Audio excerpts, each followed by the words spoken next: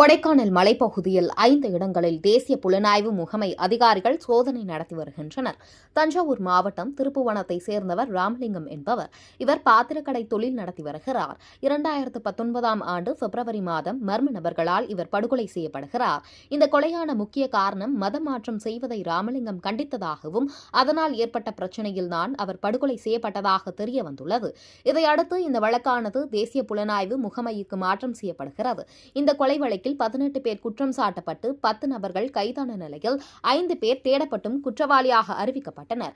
இந்த விசாரணையானது நடைபெற்றுக் கொண்டு வரும் சூழலில் திண்டுக்கல் மாவட்டம் கொடைக்கானல் பூம்புப்பாறை பகுதியில் பதுங்கியிருந்த முகமது அலி என்பவரை தேசிய புலனாய்வு முகமை கடந்த சில மாதங்களுக்கு முன்பு கைது செய்தது. இந்நிலையில் இன்று திண்டுக்கல் மாவட்டத்தில் 5 இடங்களில் தேசிய புலனாய்வு முகமை சோதனை நடத்தி வருகின்றனர்.